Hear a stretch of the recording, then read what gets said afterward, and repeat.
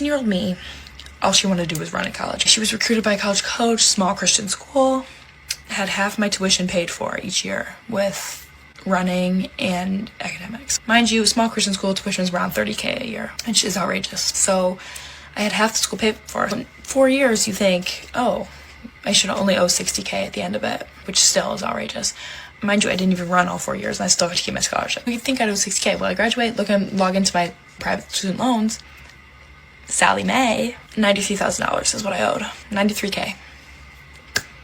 How does that work, you ask? Compound interest. That's been compounding since I took out the loan, which little 18-year-old me didn't even know was a thing. I didn't care about that. All I cared about was making new friends and running. Call me stupid, whatever you want.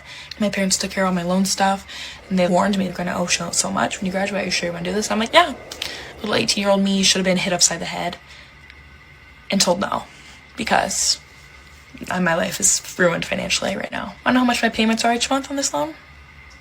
$1,100. That's a rent payment. That's why I'm still living at home. I'm also not using my degree right now. I'm just a server right now. We have a young lady here. For those not looking at the screen, she's clearly in her, appears to be early 20s and stuff. And she is sitting on a $93,000 student loan. And let us recall that is after scholarship money. I think scholarships can be very, very misleading. And it sounds like she enjoys running. So this was some sort of sport athletic running scholarship. How many people years ago, the Dave Ramsey did a show on somebody who wanted to go to college so they could play tuba. I don't know if that person ever went. And then a few years back on the Dave Ramsey show, and I did a reaction to it, and it was somebody who went to college playing water polo. How many people have student loans to Sally Mae and the Uncle Sam, because both federal and private student loans, based on this is so fun. I just love playing this. I could do this all day as a college student, and it was all to play sports. And if you really take a look at the fine print of a lot of college scholarships, guys, there's a lot of debt unless you are getting full ride. And I believe that means close to room, board, tuition, the whole 9 yards, which are probably like 1% of the population gets. Okay. And they usually got a bunch of titles above their name and they haven't even graduated from high school yet. Okay. That type is what I'm talking about. No, don't worry. I was a C student. I was struggling. I did not graduate at the top. But when I did get done with high school, I pulled a nice, hearty, solid B grade. So I'm suspecting we have a lot of people in college right now. And this should, if you're in college right now listening to this probably isn't your type of channel. All right. But if you are and you are paying to do a sport in college and it's not a full ride scholarship, you probably got a good risk of being this young lady right here. And what is she doing after college? She's a waitress. That's what she is. She's waitressing, owing her $93,000 degree. And she says something about, I think it was her parents warned her. Here's the sad part. Even with her parents warning her that, hey, this is a lot of money. And she said something about her parents helped her with this. So I don't know if her parents took out student loans or I don't know the exact arrangement. But either way, I guess she's responsible for the debt. So I don't know if this was Parent Plus loans involved. If it is Parent Plus loans, she's actually not legally responsible at all.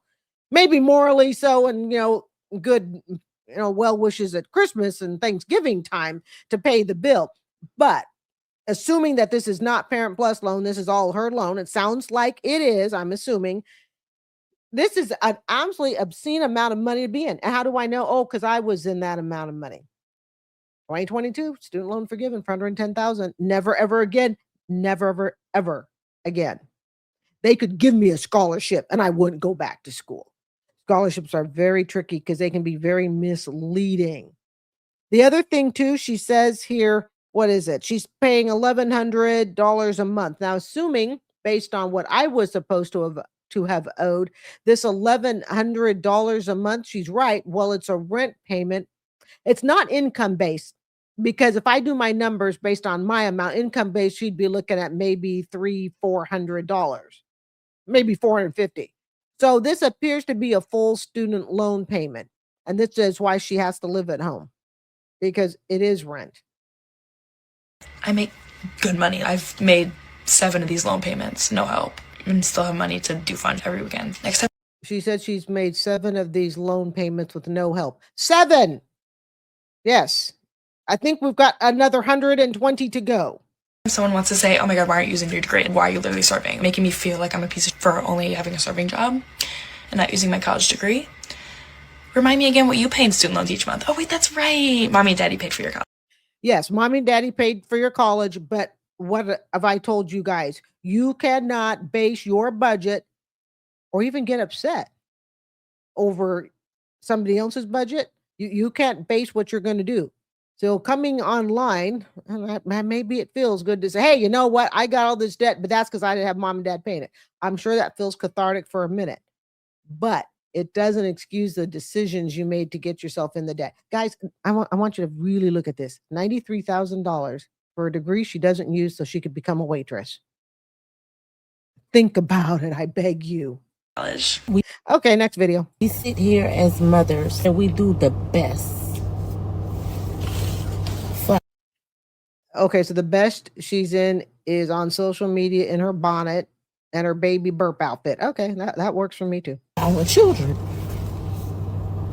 by any means necessary. Excuse the tears. And it doesn't matter what you have to go through, what you have to do to make sure that your children are always taken care of, have smiles on their face, happy, whatever. It just gets overwhelming on top of everything else that you're dealing with. Life, relationship, and the only thing they can see you did for them or what you do. Not the sacrifices you made to do the things you did, not the sacrifices you made to get the things you needed to get. You sacrifice your happiness. You sacrifice your livelihood. You pretty much sacrifice and the ungratefulness that comes out your kids' mouth sometimes is just, it takes you, make you sit back and think, how much do you need to endure from your kids? I think people need to remember that when you choose to become a parent, you're choosing to become a parent because you want to be a parent. And that you cannot, and again, I'm no parent. I'm just using common sense from things I've heard parents say and things that my parents told me. You should not have kids because you're hoping that somebody, many of your kids, will one day look at you and go, you were the best thing that ever happened to me. My world would not be what it is today without you. Thank you for giving birth to me. How can I repay you for all the years of hard work, sacrifice, and service? I was always told you cannot have kids for those reasons. I mean, great if they, tell you that down the road. I tell my parents that. Okay, two of them have already passed, but I told them that. I tell my stepmom that all the time because I love her so much. But that's a gift that a child gives you. It's not an expectation you should have because you have a child. I hope that makes sense. And oftentimes we hear it from teen moms and they will say something like, well, and we've heard it on the channel, I had kids because I really needed my kids to help build me up, to help me grow and mature. That is not a reason to have children.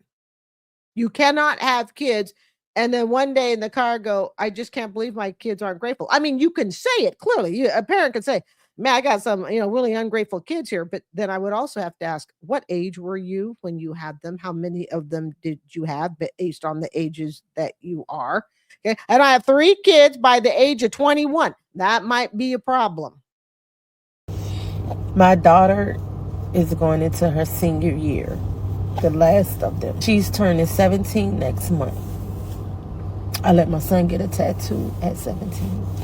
She wants a tattoo. I'm a little hesitant about it, but she asked me to pay for it.